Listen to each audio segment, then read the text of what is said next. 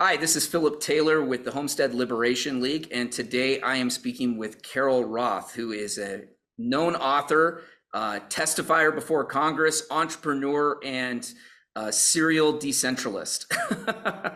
How are you doing, Carol? I'm doing great. And I have to say, serial decentralist and testifier before Congress are nice ways to sort of encapsulate the bio, new additions. So I'm definitely going to add that in. Awesome. Thanks a lot for doing the interview with us. We're really excited to share it. Um, we want to talk a little bit about the Corporate Transparency Act with you, but before we jump into that, I wanted to give a lot of our producers who don't know as much about the business world. I mean, that's part of the reason they love being in agriculture, right? Is they get to be outside and enjoy animals and plants, but a lot of them don't know about corporate consolidation and what's been going on in America. So I was hoping that you could give us a little bit of a background on corporate consolidation and why that's important even in the agricultural space.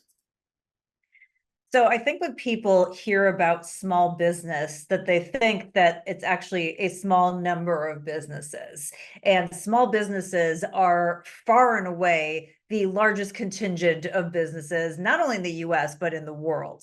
In the United States, we have more than 33 million small business by all accounts, SBA numbers in the United States versus 21,000 big businesses. And the private economy is split pretty close to down the middle. It's a little bit more in favor of the big businesses, but it's pretty close.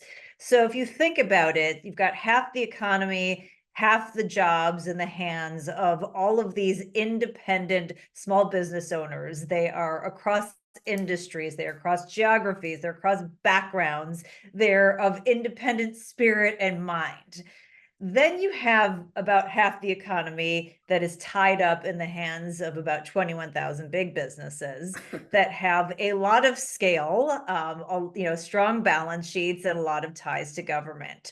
So if you are a politician who is looking to get reelected, who is it that you are going to seek out for donations and backing and all of that? Are you going to go to the 21,000 people that have the scale, 21,000 entities that have the scale, or are you going to try and corral the 33 million small business owners?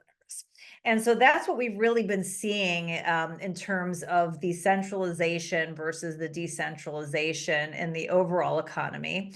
And obviously, we see that not just from a macro standpoint, but from a micro standpoint, whether it is farmers or ranchers or other types of landowners, we're seeing these types of trends play out all over the place. So if you want more freedom, you want more agency, you want more people to own property, and you also want to take out some of the systemic risks that come along with having Right. this massive centralization. This is why it's so important to foster more and more of the economy being decentralized instead of centralized. Yeah, absolutely. And I mean, obviously, just thinking about the capital from that question that you're asking, and that is, I mean, are you going to chase down 32 million entities, a lot of which are strapped for cash a good chunk of the year Right. anyway, right?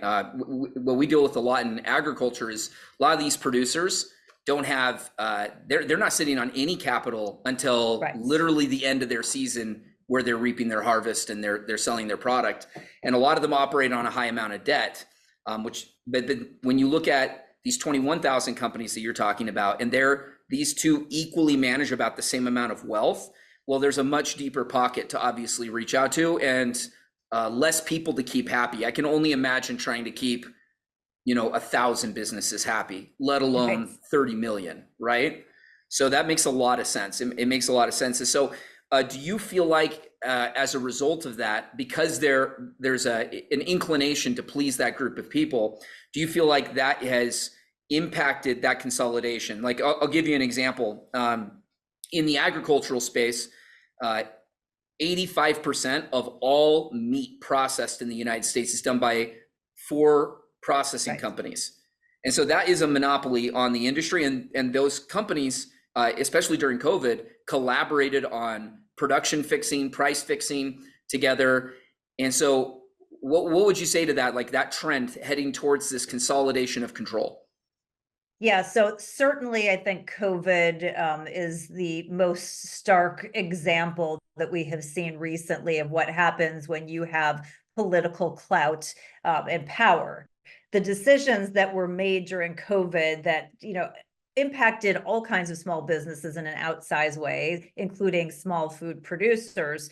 That was done not based on data and science. That was done based purely on political clout and connections. And you could see that, something as simple as, if you wanted to get your hair and nails done at a small hair salon, you couldn't do that. That had been closed down. But if you wanted to get your dog's, fur groomed and its nails clipped, you could do that at a big box retailer. And so we saw that across the industry. And as I said, in the food supply industry. And, we continue to see that over and over again when it comes to all different types of regulation and the barriers that are put up. If you are one of these four big meat processing companies, you have giant balance sheets, you have big legal departments and other HR departments and administration that can handle, all of the regulatory requirements and the paperwork and the filing, both from a time and a resources standpoint, as well as a financial standpoint.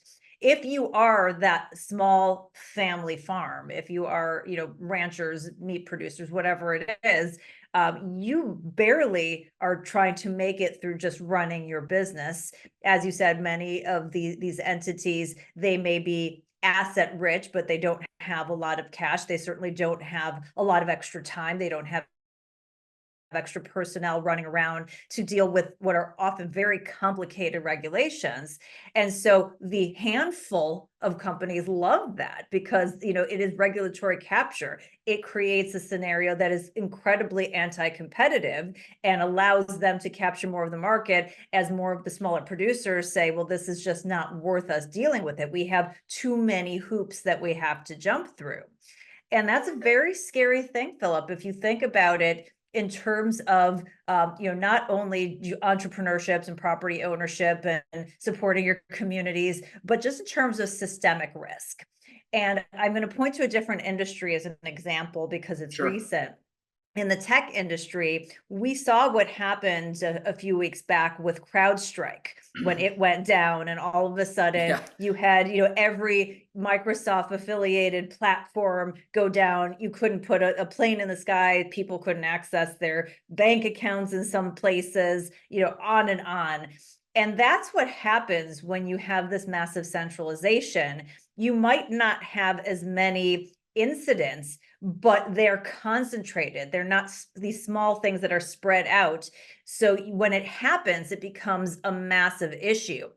If you have that in the food industry, whether it's, somebody who owns, a big entity or, within an industry, and all of a sudden you now have that consolidation and that food can't get produced or delivered or consumed, then we're talking about messing with the ability of people to eat. That is the absolute worst.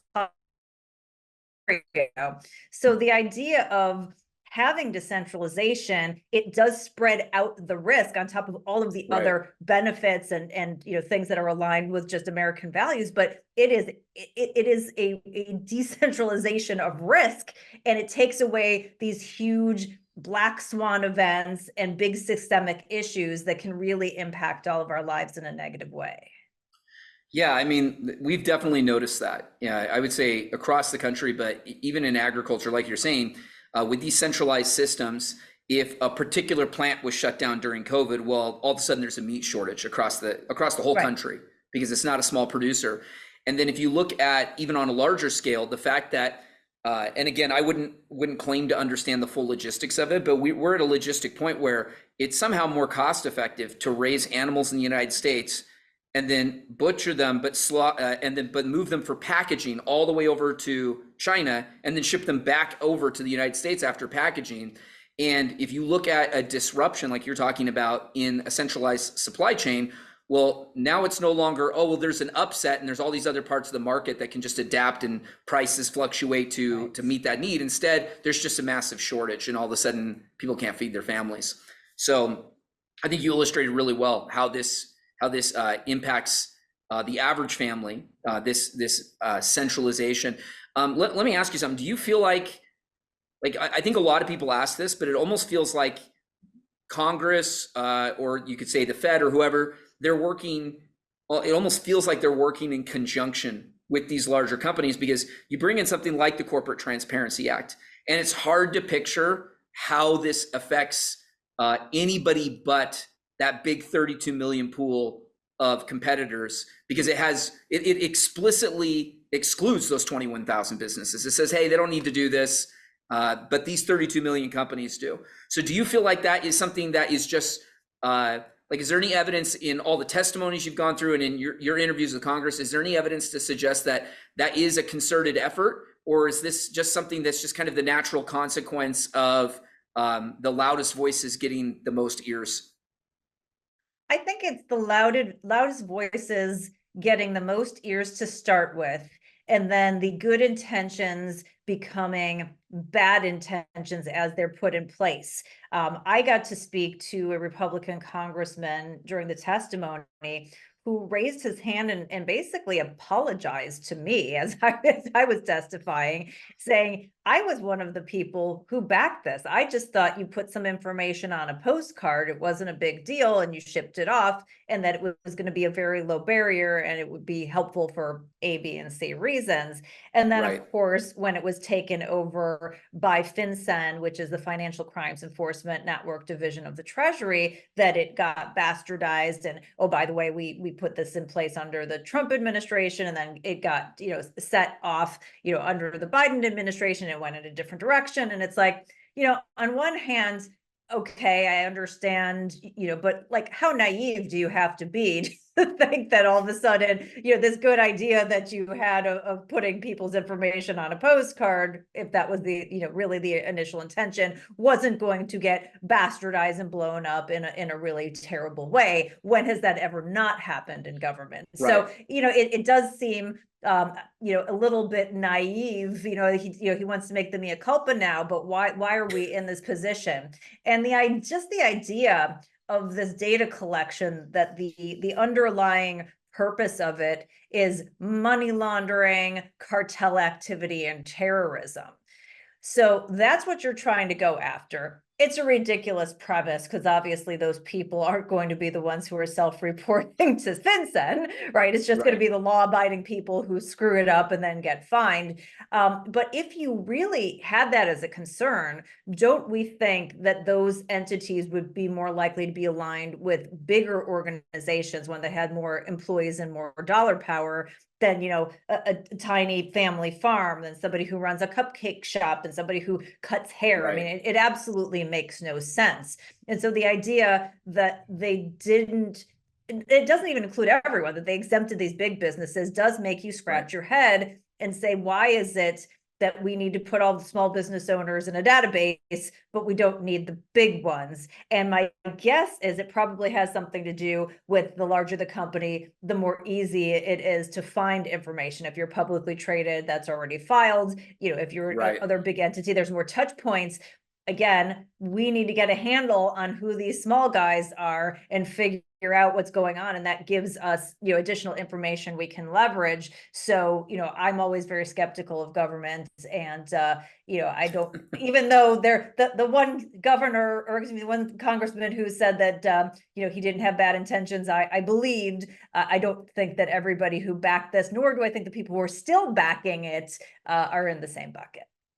Right. I think there's very few congressmen or senators, from my experience, who actually review all legislation that they vote on. Right. So they usually are relying on. They can't. It's too big. Right. It's impossible. Right. And so they're relying on information shared with them. The thing I think is interesting about the Corporate Transparency Act is that you've got harsh penalties for failure to comply. Like, we're talking substantial penalties and criminal penalties. Correct. And then you've got the fact that what this effectively does is it allows the Financial Crimes Enforcement Network to circumvent the checks and balances of our system, because right now the government does have a ton of this information, right? But there is a process, and you have to go to court and you have to say, hey, judge, there's a reason we need you to subpoena this information for us, or we need access to this. And a judge has to, the idea is that the judge is an unbiased third party to look at it and say, is this real, or is this just a fishing expedition, right? But this allows them, once they have the information, to not only share it with any federal bureau they want, but they can share it internationally too. And one of the things that I know a lot of people are concerned about nowadays, I mean, we know that there's countries like China that are data collecting Americans, but can you imagine the consequences? And what do you see those consequences as being on an international level for American business owners, or for people, because, you know, beneficial owner doesn't just mean owner, right? But for people associated to business owners, what do you see that what do you see the international, how do you see the international markets affected by this? How do you see the domestic markets affected by this?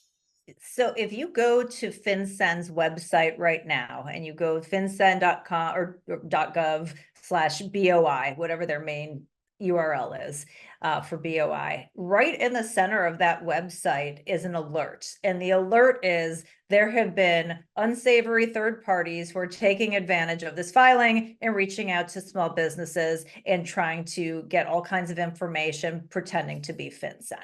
So we know that this is happening before that information even gets to the government. I have heard some whispers, and these are unverified. I will admit this is gossip, but I've heard from insiders that they don't actually even have a database right now. They don't have like a fully functioning, guarded database. So when you're giving your information to FinCEN right now, nobody really knows what is happening with it. We know internally to FinCEN that there have been some members of Congress who have talked to them and said, we aren't real happy with the way that you've used other data in the past. We think that you were stepping on people's rights. And then, as you said, now you have the international bad actors who want to find out information about you, about your business, I mean, this is really invasive. This is photo IDs. This is, all different kinds of information, and then can kind of backtrack. I mean, it puts small business owners at incredible risk. We know that cyber attacks are going through the roof. Now, again, you have a centralized database of tens of millions potentially of small businesses that is just ripe for the picking. And Right. what's going to happen when those businesses are targeted? There's going to be a data breach. We know that it happens with Right. every single company. We know the government's not real great at technology. That's not like the top. And certainly from what I'm hearing, that FinCEN hasn't taken any sort of steps to really protect this data. So, what are our damages going to be when there is an issue? It's going to be, oh, so sorry, here's a copy of your credit report. And that isn't fair for something that's unconstitutional. I mean, imagine the idea that, there was a town where someone was stealing bread, and they said, well, we need to collect everybody's fingerprints, because the next time bread's stolen, we need to match it against the fingerprints that are there. That's not how this works. Like you said, there's a process. If you think that there is a money launderer or a cartel or a terrorist who probably isn't associated with most of our small businesses, go through the courts and get that information from the IRS, from the banks, from all the places that have it. But the idea that you can go and on a proactive basis create this type of database is absolutely unconstitutional. I personally think it violates the 4th, the 5th, and the 8th, with the massive penalties that you were talking about. Right. If you forget for a year and they deem it that you intentionally forgot, right now, because the penalties increase with inflation, it's over $200,000 a year in penalties that you can be charged, as well as jail time for just not filling out paperwork correctly. And they get to decide. What kind of a risk is that for a small business owner to take? It's ludicrous. Yeah, and I mean, in our suit, actually, we've identified a few other things. For example, this being a major First Amendment violation, because foreign governments like the EU, China, those kind of countries, they have gone after people in the US for being publicly critical of their policies. And so now you have China say, well, we don't like this person. Let's go find out any business that they're associated with, and let's exercise economic penalties or even criminal penalties against people associated with them. And now you're running a real risk that now there's major international influence interfering with American, one of our most cherished institutions, right? And then you have, like you were saying with these penalties, the thing that I think is crazy is that if you look at the definition in there of beneficial owner, it's not owner. It's not. It's do you exercise substantial indirect control? I'm like, well, my wife exercises substantial indirect control over me. And not only that, so their definition of control isn't even control. Right. It's somebody who makes important decisions in a That's right. business. I mean, it could be your stock girl in a store. It That's could right. be, on your farm, somebody who decides, which way the tractors are lined up. That's material to the business. Now, all of a sudden we need their information, and it's completely at their discretion because That's right. they haven't been clear. But it doesn't matter that they haven't been clear because this shouldn't exist to begin with. And when they start getting us into the, what can we do to fix this? I stood up in my testimony and I said, you need to get rid of it. And they're like, no, well, we really want to fix it. I said, no, this needs to be trashed entirely. When you do something wrong and something that's not constitutional, you don't try to fix it. You do your mea culpa and you say, okay, there's a different way we can go after terrorists and money launderers and cartels, which we all want, but we all know that this isn't the way you're going to get them. It's a joke. Yeah. Right. And as you mentioned, I mean, criminals aren't known for self-reporting to begin with. And so really what you're going to be doing is you're going to be sifting through mostly useless data, and which is why part of the reason I feel like really this is ultimately at the end of the day, whether it was intended or not, this is a major discouragement to becoming a business owner, to be an entrepreneur, which is really the American dream. Like, you really want to talk about the American dream. It's the idea of upward mobility, right? That you can start from nothing and build something. And when you make the obstacles to be successful in this country, especially with agricultural producers who are already facing major consolidation, who are already facing major costs to stay in business, and you just add another layer of like, hey, here's these other hoops you have to jump through. And by the way, even if you hire an attorney and even if you make sure you did everything right, they might decide that you didn't do something right and charge you penalties anyway. And so it is pretty insane. One question I had for you. If I can just jump in on that, because I think it's a really important point. One of the things I think Philip, but those watching may not know, is that when I went to testify, I went out to small business owners and I said, if you want to weigh in on this, I will take your statement and I will deliver it for the record to Congress. And I got almost 440 statements that I was able to verify. That's awesome. To some certainty, and brought them in. And that was something that I heard over and over again from small business owners, that they were thinking about shutting down their business.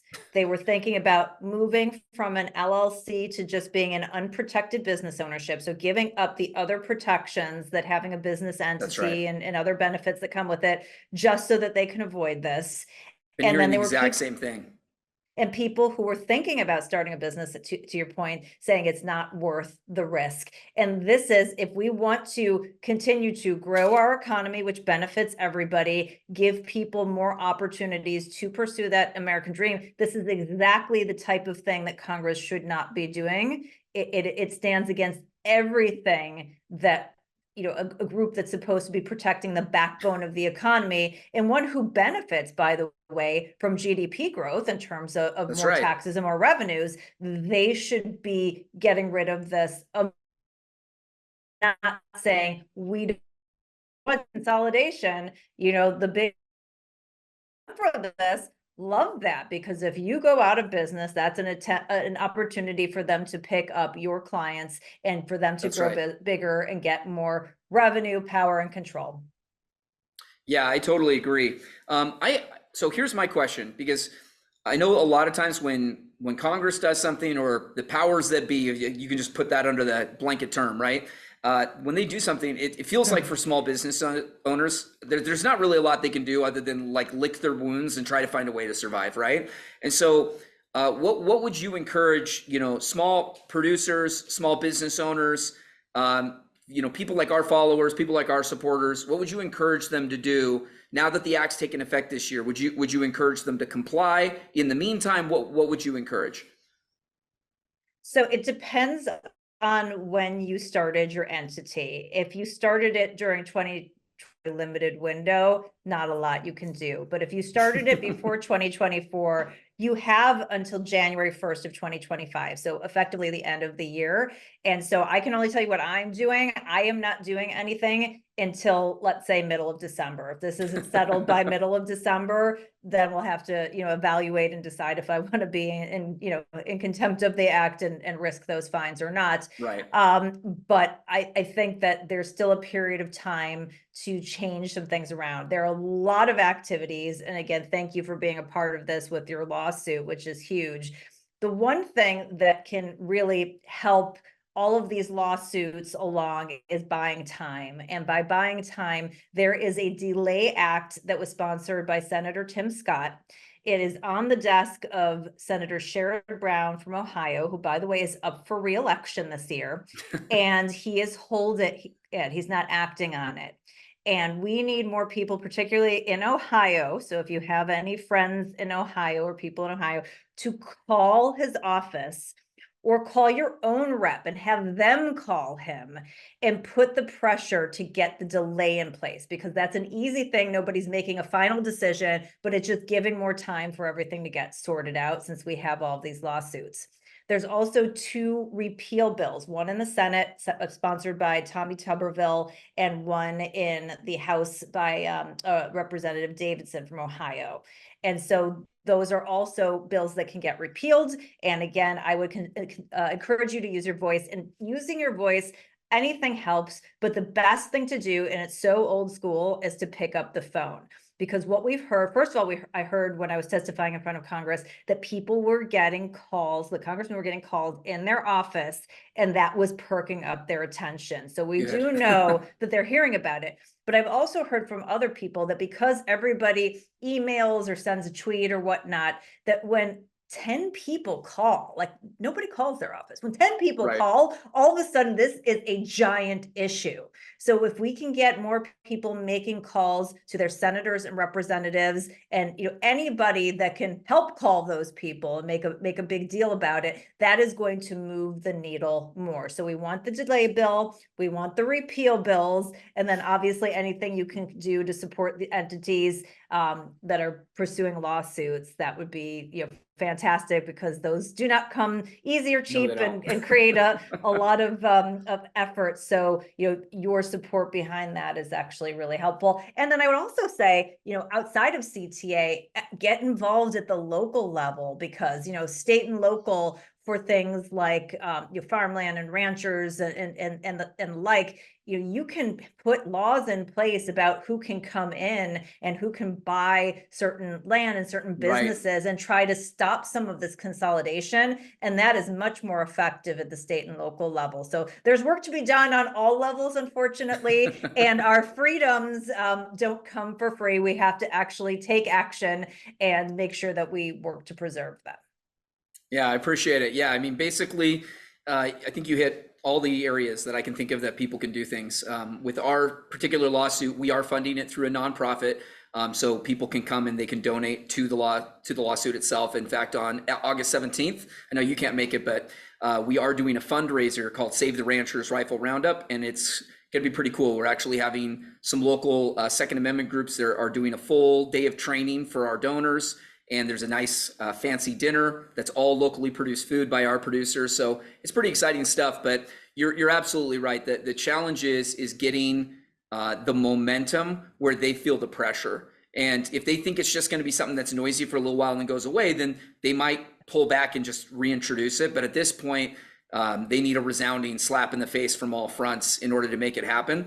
I also really like the fact that you're recommending these producers get involved in a local level, because one of our friends, American Stewards for Liberty, that's one of the things that they drive those local producers to get directly involved on the county level, because the county has so much influence, especially in rural areas, on protecting American farmland and protecting ranch land. So I really appreciate that. Is there any final thoughts you would have for our viewers? Yes. Well, first, I'm going to let you give a plug. What is the URL, or where can they donate to your efforts? So you do that first. No problem. So it's savetheranchers.com. Save the ranch. So I want you Yep. to all go and support that effort. Just stay involved. I know as an entrepreneur, as a producer, you are so busy and it's like one more thing you have to do. But, at least we don't have to do the same kinds of things that our founding fathers had to do. So, picking up the phone, getting involved locally, we have to do these things. So please do that. I appreciate everything that you do, feeding America, being a small business owner, pursuing the American dream. It's really important. So anything I can do to help, please reach out. A good way to connect with me is through my newsletter, which is free at carolroth.com/news. And I am across social media at Carol JS Roth, and hope to connect with a lot of you. Thank you. Awesome. Thanks a lot, Carol. Thank you for your time today. Thank you.